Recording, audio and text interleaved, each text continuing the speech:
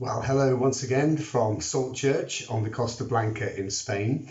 It's my great privilege to introduce to you for a video encouragement Robert Macdonald, who is tackling the very nutty and difficult question, where is God when it hurts?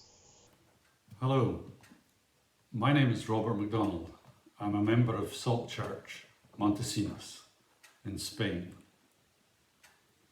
With all that is going on in the world today, it is quite easy to become discouraged. We have Brexit going on, the presidential election in the USA still in the news, and the ongoing carnage caused by this COVID virus. Not being able to meet up with friends and family can get us down. This reminded me of a book a friend gave me when I was a new Christian, Where is God When Life Hurts, by Philip Yancey. The book is, in the main, about physical suffering, but when we are hurting in any way, and for any length of time, it's easy to wonder, where are you, God? I know the old adage, if you feel far from God, then guess who's moved.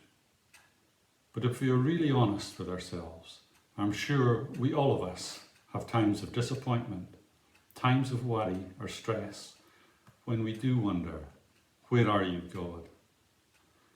The truth is that God is right there with us. He is in the midst of all that goes on. The great thing about the Bible is it tells its story, warts and all. God's chosen people, his stiff-necked chosen people, grumbled and complained almost constantly during their journey to the promised land. And yet God fed them every day. Give us today our daily bread.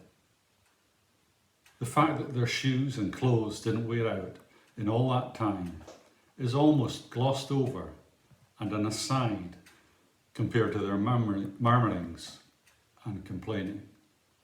But God never gave up on them.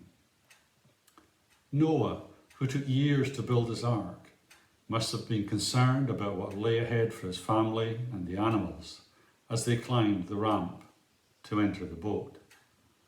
And yet in all that storm, torrential rain and coming flood, God was never closer.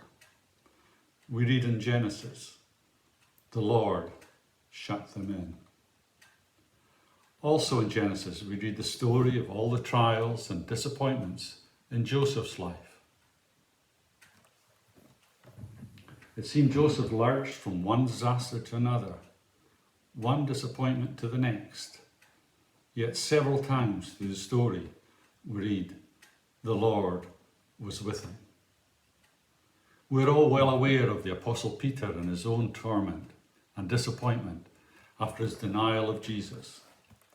Peter felt so dejected and fed up. He was ready to give it up and go back to his old life. But Jesus, who knows everything, wonderfully restores him to do even greater things. In these strange times of partial lockdown, travel restrictions and mask wearing, you get fed up and depressed. If, like me, you're fed up because you don't know who or what to believe with absolute certainty, for me, I think it's healthy to be able to ask God, what's going on?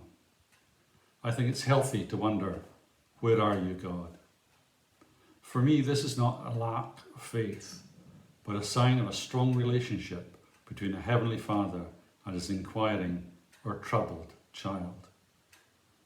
One of my favourite hymns is, What a Friend We Have in Jesus. I learned that it was written by a man, Joseph Scriven, who lived a comfortable life in Ireland. On the night before he was due to be married, his fiancée drowned.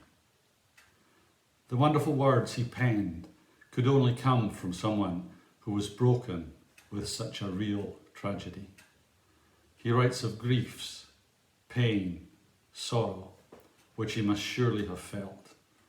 He must have cried out in weakness that this burden of loss was too great. And yet out of that experience, he could write a beautiful poem, taking everything to God. So the next time you feel far from God, feeling discouraged, don't think, guess who's moved? Talk to him. Ask him questions.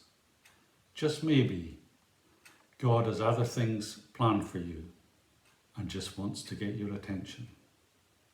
Thank you for listening.